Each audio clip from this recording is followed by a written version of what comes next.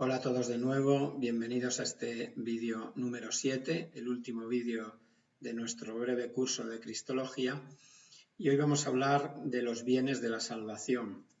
Voy a tratar de hacer una descripción de lo que nos ha dejado como fruto la obra salvadora de Jesús que contemplábamos en el pasado vídeo. Y vamos a tocar fundamentalmente 6 puntos. Hablaremos primero de la salvación entendida como felicidad perfecta, después cuáles son las etapas del camino de la salvación, que en realidad son dos. La primera va del pecado a la gracia y la segunda de la gracia a la gloria. Y después veremos que también puede haber caminos incompletos y trataremos de explicar un poco qué es esto. Y por último haremos un resumen de esos beneficios de la salvación que el Señor nos ha dejado. Bien, pues estos van a ser los 6 puntos y sin mayor dilación vamos a empezar ya con el primer punto, que es sobre la salvación, explicar un poco el concepto de salvación. Pues no queremos decir cuando decimos que Jesús nos salva, no queremos decir solo que nos libra de los males, sino también que nos da lo que siempre hemos deseado todos los hombres, lo que buscamos, en definitiva, todos los hombres en el mundo, que es la felicidad. Y gracias al Señor, pues podemos alcanzar una felicidad completa y total, definitiva. Y no solo eso, sino que en realidad, como Dios es mucho más generoso y también cuando se pone a imaginar cómo hacernos felices, pues es mucho más imaginativo que nosotros, pues la felicidad a la que estamos llamados va mucho más allá de la que a nosotros nos gustaría. Es algo todavía que es inimaginable. En todo caso, lo que sí está claro es que esa felicidad tiene como contenido fundamental el amor, porque si no hay amor, la felicidad se hace realmente imposible. Juan Pablo II, en su primera encíclica, nos dejó una frase muy bonita, esa primera encíclica que escribió, que se llamaba Redemptor Hominis, y ahí nos dijo: el hombre no puede vivir sin amor. Él permanece para sí mismo un ser incomprensible. Su vida está privada de sentido si no se le revela el amor, si no se encuentra con el amor, si no lo experimenta y lo hace propio, si no participa de él vivamente. Lo que nos está queriendo aquí decir Juan Pablo II es precisamente que la felicidad fundamentalmente consiste en el amor. Y esta es la posibilidad que el Jesús nos ha abierto con su vida y con su Pascua, la de poder vivir un amor perfecto, completo y definitivo. Y es ese mismo amor en el que Él ha entrado también por medio de su resurrección, porque Jesús ya está en el cielo en cuerpo y alma y ya está en la perfecta unidad del amor del Padre.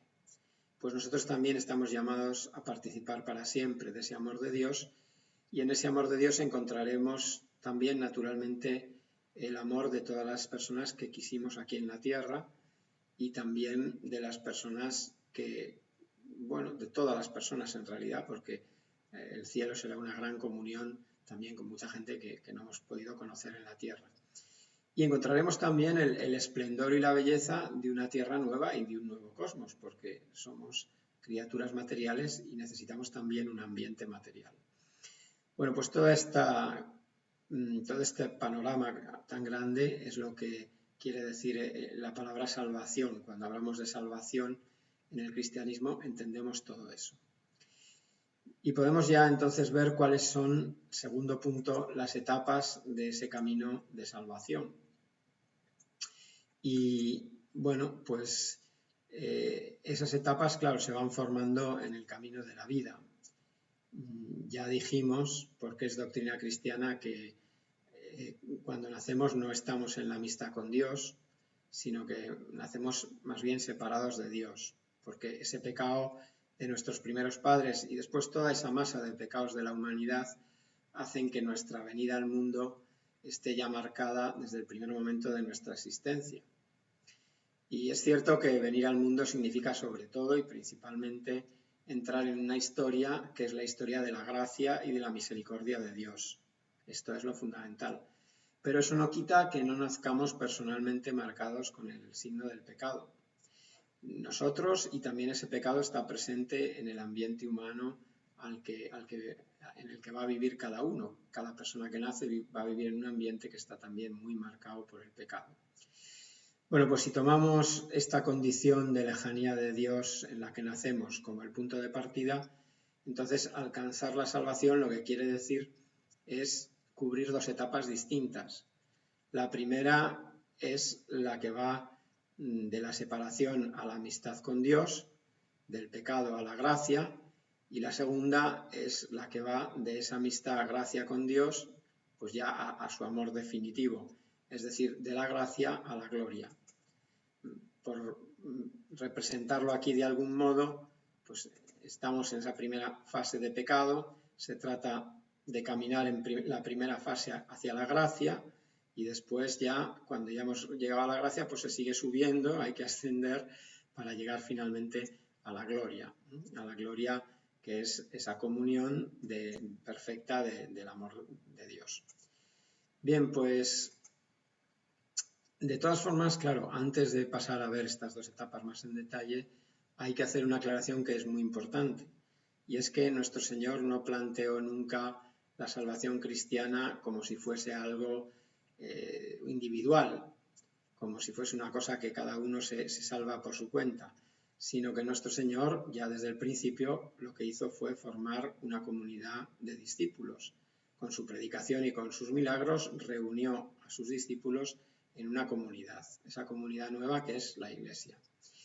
Y hay un texto de uno de los documentos principales del Concilio Vaticano II, que es la Lumen Gentium, precisamente el documento que habla sobre la Iglesia, que marca o subraya especialmente esto. Allí se puede leer, dice, fue voluntad de Dios el santificar y salvar a los hombres, no aisladamente, sin conexión alguna unos con otros, sino constituyendo un pueblo que le confesara de verdad y le sirviera santamente. Es decir, que lo que hace la Iglesia pues es eso, es la reunión de esos cristianos y es el modo como el Señor ha querido que nos salvemos, no de forma aislada y de forma pues individual, sino todos los unos con los otros. La salvación se da siempre en el diálogo con Dios y con los demás, con Dios y con los hermanos y con las hermanas y con todos los hombres. Nadie se salva ni llega solo a la felicidad sin los demás. Y en ese sentido, pues a veces se representa la Iglesia como una barca y bueno, pues es verdad, estamos todos en la misma barca y en cierta manera en esa barca está también toda la humanidad, porque toda la humanidad está llamada a la Iglesia. Y cada uno de nosotros no es responsable solo de nuestra propia vida, sino también en cierta medida de la vida de los demás. Cada uno somos una parte de esa Iglesia, una parte de ese cuerpo de Cristo. Y esto es algo tan importante que incluso en los credos, que son esas fórmulas de fe pues muy sintéticas, donde se encuentra resumidísimo lo que es esencial en el cristianismo, pues en algunos credos se dice, no solamente se dice creo en la Iglesia, sino también creo en la comunión de los santos. Es decir, se dice que se cree, que creemos que ya son santos en el cielo, los mártires y todos los santos, nos ayudan realmente a alcanzar la salvación. Y del mismo modo nosotros, con nuestra caridad, con nuestro ejemplo, también ayudamos a los demás, a nuestros hermanos y a nuestras hermanas, a alcanzar la salvación. Entonces esta aclaración es muy importante. Nos salvamos, sí, cada uno personalmente, pero nos salvamos siempre en la relación con Dios, en la relación con los demás, en la Iglesia. Bien, pues vamos a pasar ya a ver ese tercer punto, ¿no? Esa primera etapa que va del pecado a la gracia y que San Pablo llama justificación. El punto de partida, ya lo hemos dicho, es esa condición en la que nacemos separados de Dios. El punto de llegada es cuando se acoge a Cristo por la fe y por tanto se recibe también el bautismo. Ese es el punto de llegada de esta primera fase. La fe bautismal, la fe y el bautismo. San Pablo, como digo, llama esto justificación. El cristiano, o sea, el pagano que recibe el bautismo, está justificado. A un lado de la justificación, al lado izquierdo, por así decir, está la vida sin Dios, la vida pagana, y al lado derecho, en el otro lado, de la justificación, pues está la vida ya en Cristo, en su gracia. A un lado están las tinieblas y las costumbres corrompidas del pecado, al otro lado está la luz de Cristo y la santidad de vida y la rectitud de una conciencia pura. Entonces la justificación no es más que eso, es el paso del pecado a la justicia, de esa separación de Dios a la gracia de Dios. He dicho que no es más que eso, pero no es poco, ahora veremos que es muchísimo. En definitiva, es dejar ese vestido andrajoso y ponerse uno nuevo, como veíamos el otro día. El vestido andrajoso del pecado nos lo quitamos y nos ponemos un vestido nuevo que Dios nos da. Y eso sucede especialmente con el bautismo. Pero bueno, antes de llegar al bautismo, pues hay que ir poco a poco, o sea, llegar a la fe es un proceso. Es necesario que la luz de Cristo vaya poco a poco iluminando el corazón del hombre, que la gracia de Cristo vaya empujando a los hombres todavía no cristianos a moverse hacia esa luz, a moverse hacia afuera de la condición pecadora, de modo que el primer movimiento que lleva a la salvación pues es un movimiento de iluminación, de atracción. Las personas empiezan a ver de alguna forma la verdad de Jesús, se disipan esas tinieblas del pecado, se van disipando y se siente esa atracción por la doctrina de Cristo y por su persona. Claro, cuando Jesús vivía en esta tierra, pues eso lo hacía Jesús directamente con su predicación. Pero ya cuando Jesús se va al cielo, en los siglos sucesivos, pues Él nos envía el Espíritu Santo y es el Espíritu Santo el que hace ordinariamente esa acción. Aquí vemos una representación de Pentecostés, cuando el Espíritu Santo llena a los discípulos y a la Virgen. Y realmente es el Espíritu Santo que a través de la predicación de los discípulos y de la predicación de los cristianos y del buen ejemplo de los cristianos va iluminando y va llevando también la buena noticia del Evangelio fuera de los confines de la Iglesia para que las personas puedan convertirse. Y esta es la labor que la Iglesia hace de evangelización, que se trata de llevar la buena noticia del Evangelio a todos los hombres y a todas las naciones. Bien, pues en la medida que las personas se van abriendo a esa acción iluminante del Espíritu Santo y a esa palabra de la predicación, pues en esa medida también van acercándose al bautismo y a la conversión. Y entonces con el bautismo pues quedan libres de los pecados y se reconcilian con Dios. El bautismo es eso, el agua que nos limpia, el agua que nos purifica, y una vida nueva, como se ve aquí también en esta imagen, casi como un nacimiento, ¿no? Que, en definitiva es una participación en la pasión y muerte y en la resurrección de Jesús, y por eso es un volver a nacer, es nacer a una vida nueva, como Jesús resucitado, que nace también a una vida nueva. Bueno, pues San Pablo entonces, como decía, llama a ese momento justificación, porque el hombre que era pecador se hace justo, y los efectos de esa justificación pues son muchísimos. Por los efectos también podemos decir que son muchísimos los efectos del bautismo, porque, claro, comenzamos a pertenecer plenamente a la familia de Dios, nos hacemos hermanos de Jesucristo, nos hacemos hijos de Dios Padre, entramos en esa familia de Dios. Además, el Espíritu Santo también establece su morada en el bautizado, y con el Espíritu Santo el Padre y el Hijo. Es lo que se llama la inhabitación trinitaria, es decir, que Dios está presente en el alma de las personas en gracia de Dios. Y también se comienza a ser espiritualmente hijos de Santa María, y esto también es muy importante porque la Virgen tiene un papel muy importante también en la salvación. Bueno, pues todo esto es esa primera fase, esa primera etapa que va del pecado a la gracia. Y luego viene la segunda etapa, que una vez que ya hemos recibido el bautismo, pues entonces hay que ir ya caminando no ya hacia la gracia, que ya la hemos recibido, sino hacia la gloria. Y esta segunda etapa es que empieza con el bautismo, pues está marcada por la santificación personal.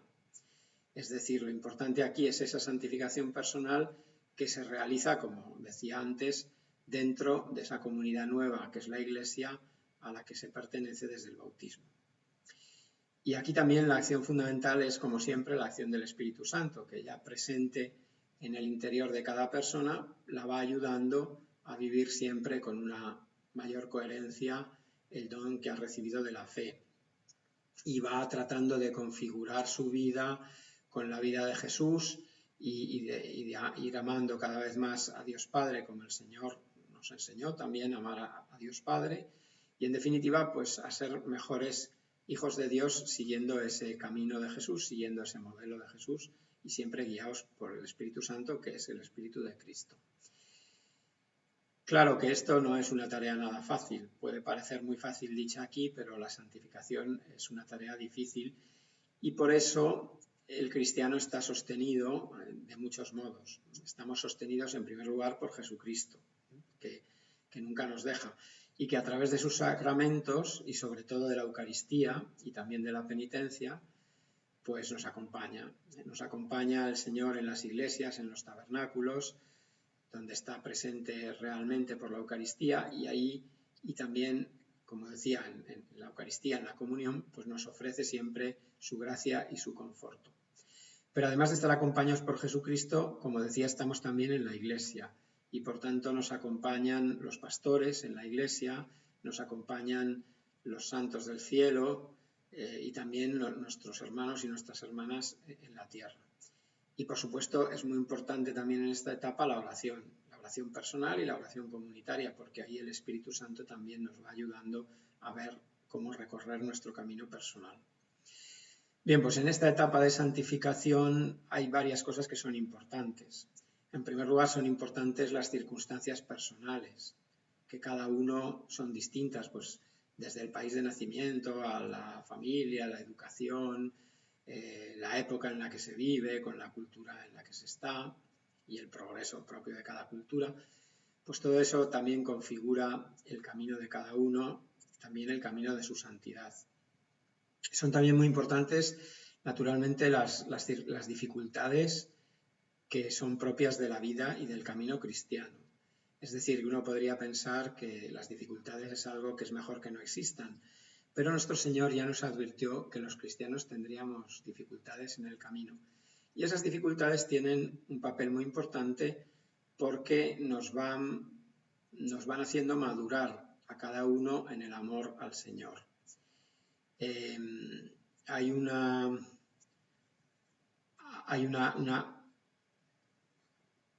carta en el Nuevo Testamento, que es la carta del apóstol Santiago, donde se nos dice una frase que es significativa. Ahí se dice: bienaventurado el hombre que aguanta la prueba, porque si sale airoso recibirá la corona de la vida que el Señor prometió a los que lo aman.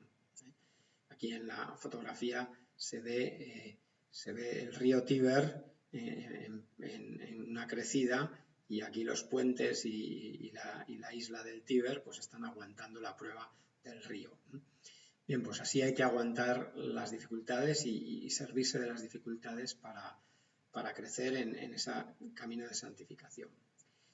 Y luego también tienen un papel muy importante los talentos y las cualidades que Dios nos ha dado a cada uno, porque con esos talentos hemos de contribuir a hacer un mundo más humano y más cristiano. En ese sentido, un cristiano no puede nunca desentenderse de las cuestiones más importantes y principales que animan la vida de la sociedad en la que vive y también que a veces la agitan.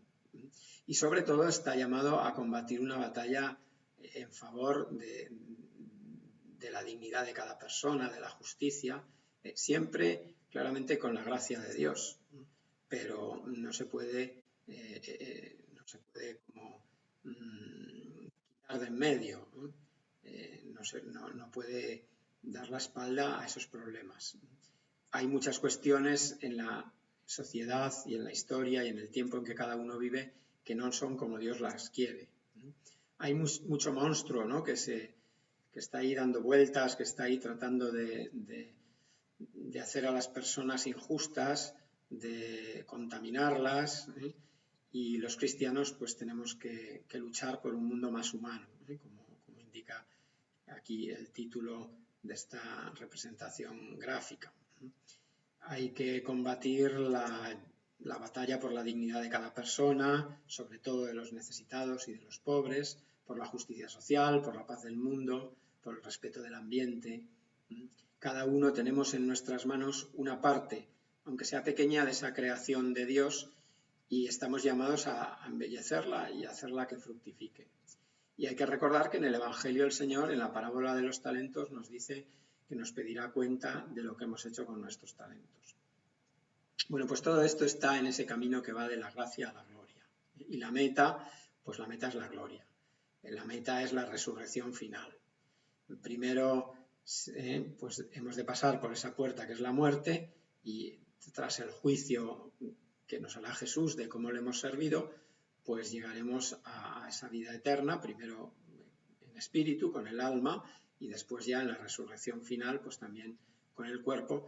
Y ahí el libro del Apocalipsis pues nos habla de esas bodas del Cordero, ¿no? Que son pues la perfecta unión de Cristo ya con toda la Iglesia, con cada uno de sus miembros, de ese amor de Dios que se mostrará entonces, y que es ese mismo amor que también se mostró muy generoso en la cruz de Cristo, y ese amor pues llenará la Iglesia y cada uno de sus miembros.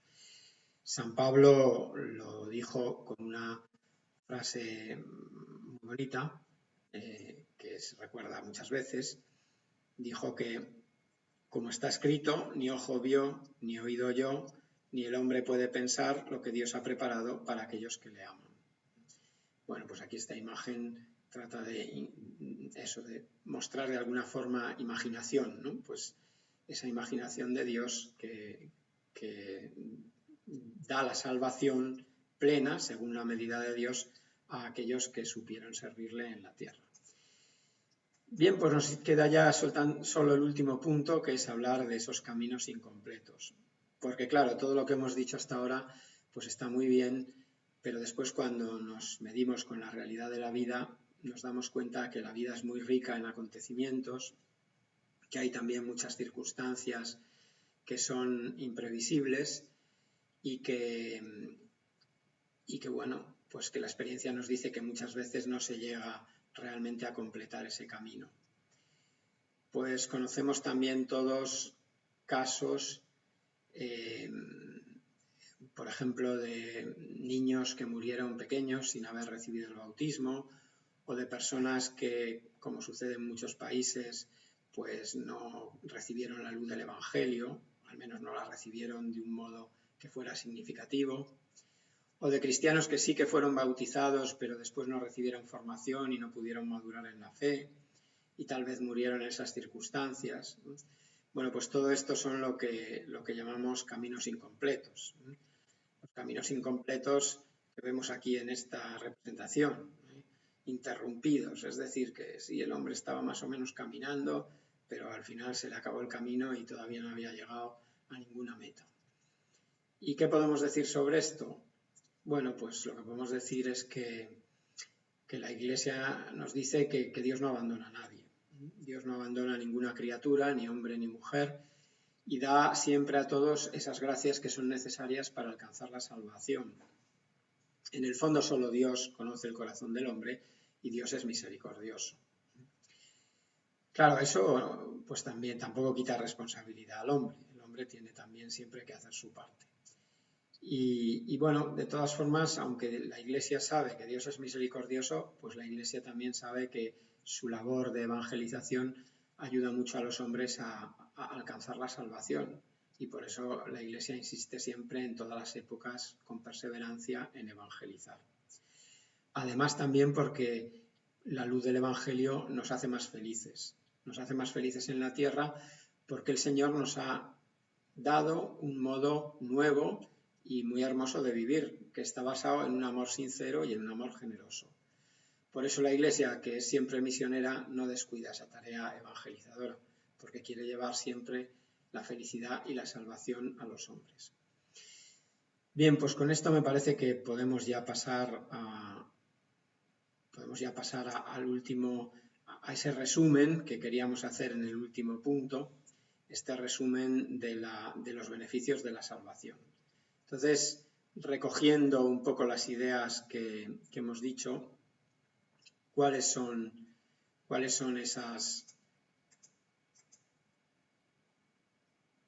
esos beneficios?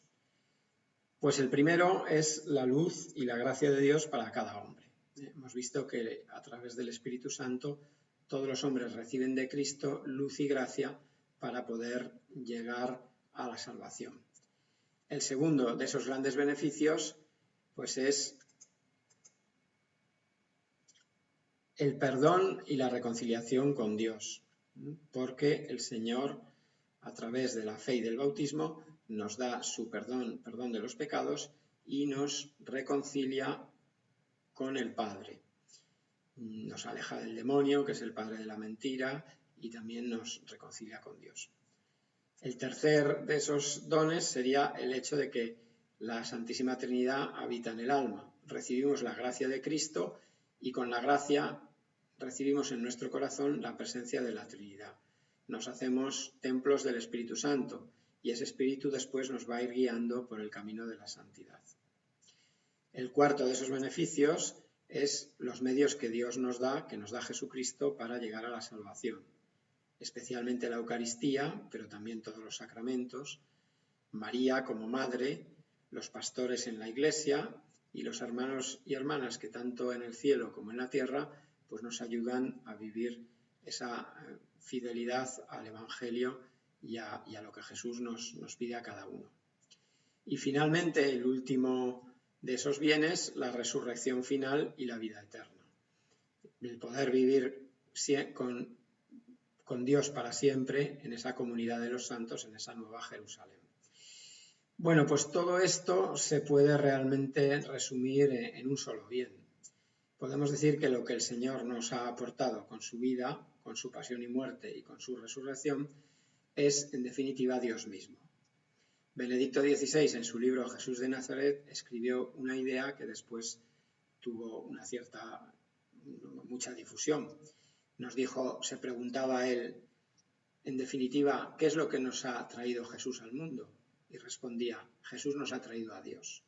Bueno, pues es verdad, Jesús nos ha traído a Dios y la posibilidad de vivir en ese gran amor de Dios. Bien, pues con esto me parece que hemos cumplido también nuestro programa. Espero que este curso de Cristología os sea útil, que os haya gustado y sobre todo que nos ayude a todos a poder entender mejor esa figura de Jesucristo y servirlo con nuestra vida.